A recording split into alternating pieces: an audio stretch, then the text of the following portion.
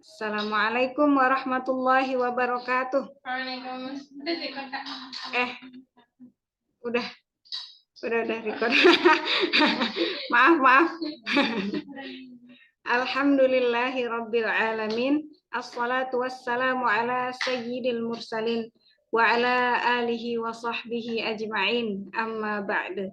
Alhamdulillah teman-teman sekalian, kembali menyapa pada kesempatan kali ini, mudah-mudahan tidak membosankan. Bismillahirrahmanirrahim. Baik, ya, masing-masing kita memiliki tema, betul ya. Masing-masing kita sudah memiliki plot masing-masing ya untuk kemudian mengisi kuliah 7 menitnya gitu. Saya juga punya plot lah gitu ya. Walaupun plot saya warna-warni tapi bukan LGBT ya. Mohon maaf. Di Qatar kan nggak boleh ya. Itu Jerman kan pakai pesawat simbol LGBT tuh. Nggak boleh dia. Akhirnya Jerman untuk terbang ke Qatar dia ganti pesawat. Mantap dah. Qatar tuh mantap. Nggak apa-apa dia kalah di awal itu nggak masalah, itu kan masalah dunia. Masalah akhirat dia menang banyak soalnya. Dalam satu pekan 558. Luar biasa. Maaf ini bahas itu ya FIFA. Bismillah, alhamdulillah. Teman-teman sekalian, kita tahu ya di dalam kehidupan kita punya tauladan puncak kita Rasulullah ya Shallallahu Alaihi Wasallam gitu ya. Kemudian Rasulullah juga menyarankan kita untuk juga mengikuti para sahabatnya gitu kan. Setelah generasi para sahabat yang bisa diikuti, yang terdekat dengan kita adalah tabi'in dulu ya, kemudian tabi'in ya gitu. Jadi generasi sebelumnya, karena itu sudah kemudian Rasulullah bilang, generasi terbaik itu adalah generasiku, kemudian generasi setelahku, dan generasi setelahnya lagi. Nah itu ya. Jadi kita termasuk wallahu a'lam. Tapi Rasulullah menyebut kita saudaranya. Ya nggak sih? Ya kan? Rasulullah nggak sebut kita sahabatnya, tapi Rasulullah menyebut kita saudaranya gitu. Alasannya sangat menyejukkan. Kata Rasulullah, mereka nggak pernah melihatku, tapi mereka mengikutiku. Masya Allah, mudah-mudahan kita termasuk dari yang termasuk dari golongan yang Rasulullah sebut itu sebagai saudaranya yang selalu dirindukan di sana. Amin amin ya rabbal alamin. Baik. Ini juga menukil dari salah seorang salaf ya, ulama terdahulu gitu, namanya Imam Ibnu Abid Dunya. Nah, jadi beliau menceritakan ya sebuah wasiat, bukan sebuah sih, beberapa wasiat yang juga beliau dapat dari gurunya gitu ya, tentang keimanan, wasiat tentang keimanan gitu ya. Yang pertama kata beliau, siapa yang memperbaiki hatinya maka Allah akan memperbaiki lahirnya. Pasti ini ya. Nah, ini sudah dijanjikan gitu ya. Bahkan yang disebutkan dalam salah satu hadisnya Rasulullah disebutkan, apa yang sampai di lisan seseorang itulah gambaran dari hatinya. Maka ketika yang disampaikan itu judes, aku menggambarkan saya ya, maka itulah hatinya gitu ya. Bismillah, mohon maaf ya lisan saya judes, tapi mudah-mudahan hati saya nggak judes ya. Amin amin ya rabbal alamin. Demikian ya. Jadi siapa yang memperbaiki hatinya maka Allah akan memperbaiki lahirnya. Mumpung kita sekarang dalam kondisi masih bernafas, itu menandakan bahwa Allah masih memberikan kita kesempatan untuk bertaubat ya. Seluas mungkin Allah kasih kita kesempatan, mari kita bersama-sama mengistighfari lisan kita yang sudah kita jaga betul, ternyata kepleset juga karena lisannya tidak bertulang ya demikian kata para ulama seperti itu. Lidah itu tidak bertulang, karena tidak bertulang itu maka dia sering kepleset. Ya bismillah. Mudah-mudahan dengan nasihat pertama ini kita kemudian semakin mawas ke depannya seperti itu. Berapa banyak kemudian secara zahir terlihat baik, ternyata hatinya ada nifak. Ya hati-hati untuk kita semua seperti itu gitu. Ada kemudian rumus untuk meneguhkan hati ya. Rasulullah menyebutkan siapa yang mendawamkan 40 hari, insya Allah hari berikutnya dia akan istiqomah. Makanya kenapa para ulama kemudian menafsirkan atau bukan mengimplementasikan dengan mentakwilkan gitu ya bahasa 40 hari dengan berbagai macam kebaikan.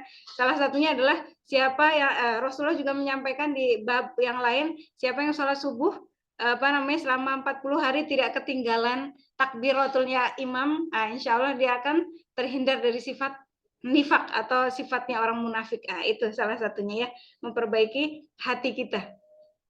Gitu. Kemudian juga dengan tazkiyatun nafas ya, yang sekarang juga kita rutinkan di dalam setiap beberapa pekan sekali, mudah-mudahan itu menyadarkan hati kita, mengetuk hati kita yang terlalu banyak ron, ya kan? Kalau diceritakan kalau tafsir dari surat Al-Mutaffifin, ya kan?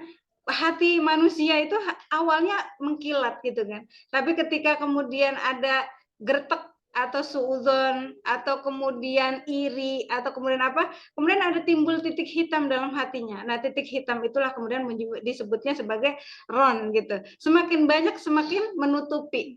Ketika sudah tertutupi maka tertutuplah hatinya. Maka kemudian dijabarkan lagi di ayat surat Al-Baqarah, itu mau dikasih tahu nggak dikasih tahu sama aja gitu karena sudah tertutup. Na'udzubillahi min dzalik ya. Amin.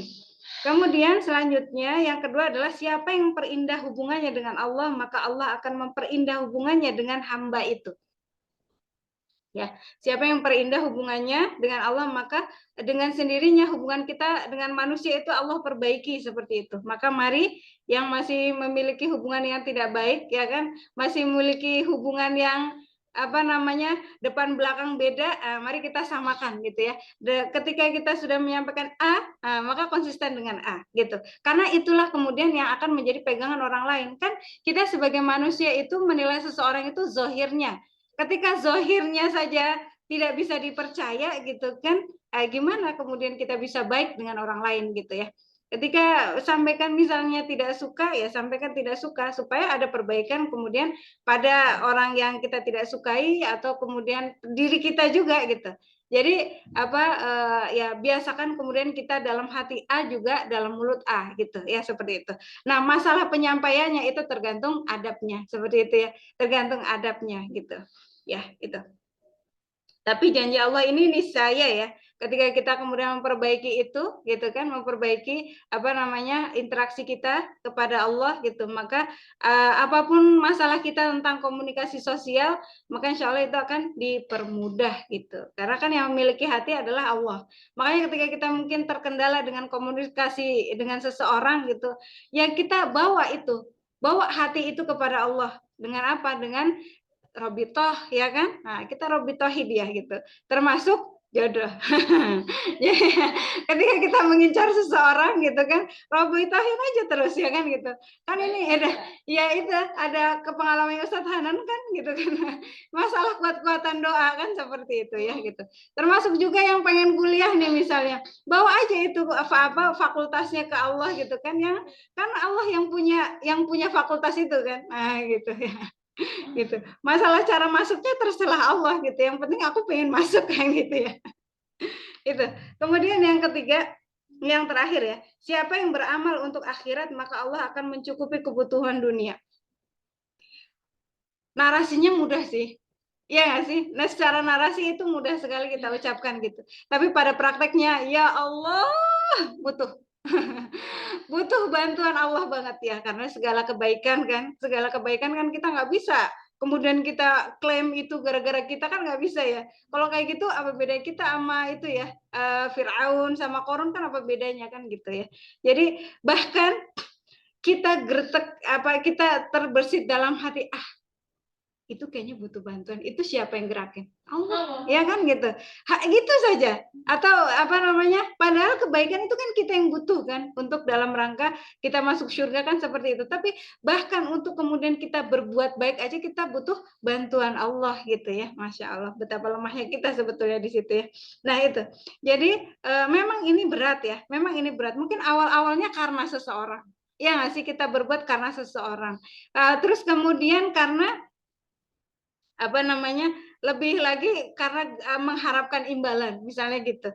Ya nggak apa-apa di awal-awal seperti itu, tapi terus saja, gitu kan. Terus aja kita lakukan gitu ya, dengan terus mengistighfari niat-niat yang tidak baik tadi gitu. Mudah-mudahan dengan seperti itu, apa namanya, Allah berkenan meluruskan apa namanya, hati kita untuk hanya terpaku pada Allah yang satu ya. Amin ya rabbal alamin. Dan ini betul ya, ketika kita apa namanya, memang fokus kita pada yang kekal gitu, maka yang fana itu dia akan ikut gitu ya. Makanya kenapa ketika orang misalnya niat dia apa ya, kita ambillah ceritanya Ustadz gitu.